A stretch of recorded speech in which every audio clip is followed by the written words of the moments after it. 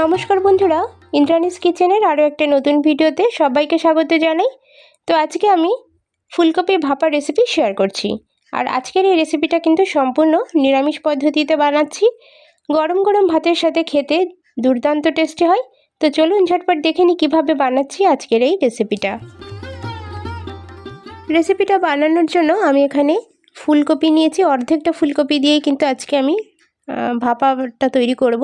তো দেখুন ফুলকপিগুলোকে এভাবে একটু ছোট ছোট করে কেটে নিচ্ছি। ফুলগুলোকে একটা ফুলের মাঝখান দিয়ে একটু একটা ভাগ করে নেব, যাতে করে সেদ্ধ হতে একটু সুবিধা হয়। তো আমি কেটে নিয়েছি বন্ধুরা। এবার জলের মধ্যে এটাকে খুব ভালোভাবে পরিষ্কার করে ধুয়ে নিচ্ছি। ওভেনে কড়াই বসিয়ে দিয়েছি, আর তাতে আমি 1.5 গ্লাস মতো জল অ্যাড করে দিচ্ছি। জলটা দেওয়ার পরে ফুলকপিগুলোকে এর মধ্যে আমি দিয়ে দিচ্ছি। ফুলকপিগুলোকে প্রথমে একটু সেদ্ধ করে নিচ্ছি। আর এই সময় কিন্তু আমি ফুলকপির সাথে কোনো রকম নুন বা হলুদ অ্যাড করিনি। তো আমি ঢাকনা চাপা দিয়ে 5 মিনিটের জন্য কুক করে নেব। এতে করে ফুলকপিগুলো খুব ভালোভাবে কিন্তু সেদ্ধ হয়ে যাবে। ফুলকপিটা যতক্ষণে সেদ্ধ হচ্ছে ততক্ষণে একটুখানি ধনিয়া পাতা কুচিয়ে নিচ্ছি। এই জিনিসগুলো, এই ধনিয়া পাতা, টমেটো, এই জিনিসগুলো কিন্তু আমাদের ভাপা রেসিপিতে লাগবে, সেজন্য একটু গুছিয়ে নেওয়া। তো টমেটো নিচ্ছি, বা টমেটোটাকেও একটু ছোট ছোট করে কেটে নিচ্ছি। আজকের এই রেসিপিটা বানাতে কিন্তু খুব বেশি সময় লাগবে না।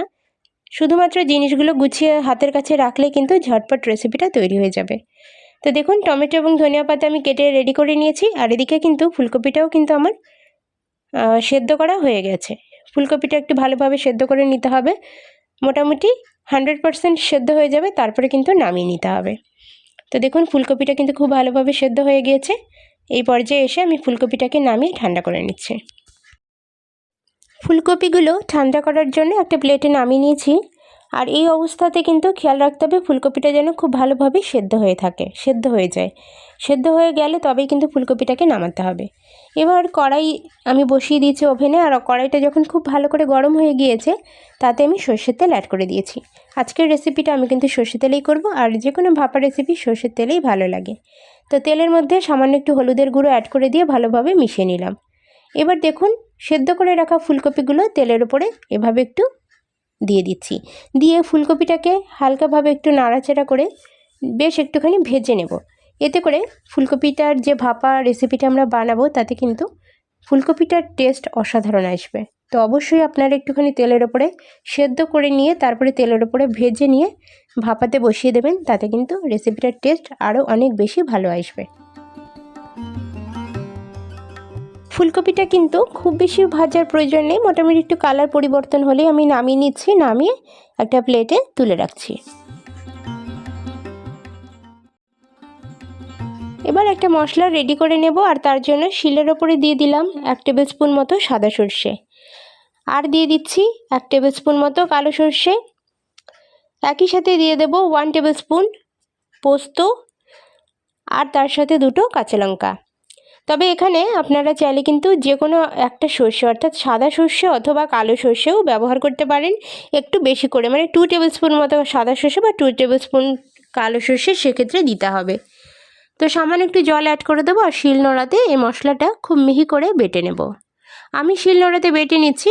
আপনারা চাইলে কিন্তু মিক্সিং বোলের মধ্যেও এই জিনিসটাকে বেটে মিহি করে একটা পেস্ট বানিয়ে নিতে পারেন।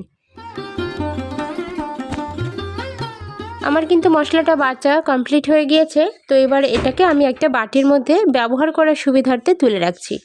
তো একটা বাটি নিয়েছি, আর তার মধ্যে আমি এই মশলাটাকে তুলে নেব। এরকমভাবে একটা মিহি পেস্ট বানিয়ে নিয়েছি। একটু জল দিয়ে দিয়ে বেটেছি, তাতে কিন্তু কোনো অসুবিধা নেই, বাটতে সুবিধাই হবে। এবার আমি একটা বড় স্টিলের টিফিন বক্স নিয়েছি, আর তার মধ্যে ফুলকপিগুলোকে প্রথমে অ্যাড করে দিলাম। ফুলকপিটা দেওয়ার পরে বেটে রাখা মশলাটাকে আমি এর সাথে মিশিয়ে দেব। মশলার যে বাটিটা, সেই বাটিটা ধুয়ে একটু জল অ্যাড করে দিচ্ছি, কারণ জল তো একটু দিতেই হবে। তো মশলার বাটিটা ধুয়ে দিলাম। আর দিয়ে দিচ্ছি টক দই। এখান থেকে 2 টেবিল স্পুন পরিমাণ টক দই আমি নিয়ে নেব এবং সেটা এর মধ্যে দিয়ে দেব। তো টক দইটা একটু অনেকক্ষণ আগে ফ্রিজ থেকে একটু বের করে রাখতে হবে, একদম ঠান্ডা টক দই না দেওয়াই ভালো। টক দইটা দেওয়ার পরে এখানে আমি ধনিয়া পাতা এবং টমেটো, যেটা আমি কেটে রেখেছিলাম প্রথমে, সেই দুটো অ্যাড করে দিচ্ছি। খুব বেশি টমেটো আমি আজকে দিচ্ছি না, একটা টমেটোর অর্ধেকটা টমেটো এখানে দিয়ে দেব। ধনিয়া পাতাটা দিয়ে দিয়েছি, আর একই সাথে আমি এখানে কিছু গুঁড়ো মশলা ব্যবহার করব। তো প্রথমে দেখুন দিয়ে দিচ্ছি ধনিয়ার গুঁড়ো, 1/2 টেবিল স্পুন পরিমাণ ধনিয়ার গুঁড়ো দিয়ে দিলাম। পরিমাণ মতো নুন, এখানে নুনটাকে কিন্তু একদম পরিমাণ মতো হিসাব করে দিতে হবে। আর দিয়ে দিচ্ছি জিরের গুঁড়ো 1/2 টেবিল স্পুন। গুঁড়ো মশলাগুলো এখানে খুবই কম মাত্রাতেই ব্যবহার করতে হবে, খুব বেশি গুঁড়ো মশলা কিন্তু দিলে রেসিপিটার টেস্ট ভালো আসবে না। গুঁড়ো মশলাটা দেওয়ার পরে এখানে আমি তেল অ্যাড করে দিচ্ছি, প্রায় 1 টেবিল স্পুন মতো তেল আমি অ্যাড করে দিয়েছি। এবার এই কটা জিনিসকে হাত দিয়ে আগে প্রথমে একটু ভালো করে মাখিয়ে নেব। এখানে আরও একটা দুটো জিনিস কিন্তু অ্যাড করার বাকি আছে, সেগুলো আমি করব পরে। আগে এই কটাকে একটু ভালো করে মিশিয়ে নেব। আমি হাত দিয়েই কাজটা করছি, আপনারা চাইলে চামচ দিয়েও কিন্তু মিশিয়ে নিতে পারেন। হালকাভাবে বা আলতোভাবে, যেহেতু ফুলকপিটা কিন্তু সেদ্ধ অবস্থাতে আছে, খুব বেশি নাড়াচাড়া করলে ভেঙে যাবে, তো সেই কারণে আলতো হাতে আমি মিশিয়ে নিলাম জিনিসগুলোকে।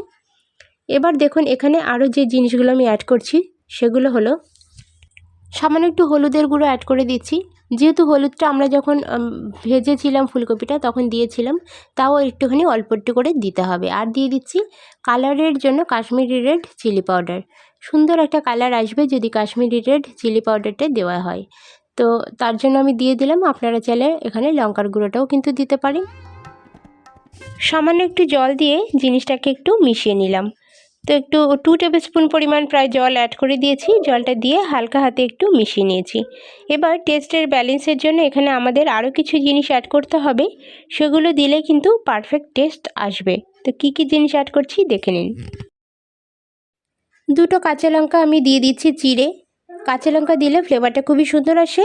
তারই সাথে দিয়ে দিচ্ছি সামান্য পরিমাণ নুন, যেহেতু নুনটা একটু কম পরিমাণ দিয়েছি বলে মনে হচ্ছে, তো সামান্য একটু নুন অ্যাড করে দিয়েছি আরও। এবং তার সাথে টেস্টের অসাধারণ ব্যালেন্সের জন্য আমি এখানে দিয়ে দিচ্ছি খুবই সামান্য মাত্রায় একটু চিনি। সামান্য একটু চিনি দিলে রেসিপিটার টেস্ট কিন্তু পারফেক্ট আসবে, যেহেতু ফুলকপির রেসিপি সে কারণে একটু চিনি দিয়ে দেওয়া। এবার চিনিটা দেওয়ার পরে আমি এর ঢাকনাটা বন্ধ করে দিচ্ছি। বাটিটার মুখটাকে খুব ভালোভাবে টাইট করে বন্ধ করে দিতে হবে, যাতে ভেতরের ভাপটা বাইরে না বেরিয়ে আসতে পারে। এবার আমি ভাপে বসাবো, আর তার জন্য কড়াই নিয়েছি, আর কড়াইতে 1 গ্লাস মতো জল অ্যাড করে দিয়েছি। জলটা দেওয়ার পরে একটা স্ট্যান্ড বসিয়ে দিয়েছি, যে কোনো ধরনের স্ট্যান্ডই কিন্তু এখানে বসিয়ে দিতে পারেন।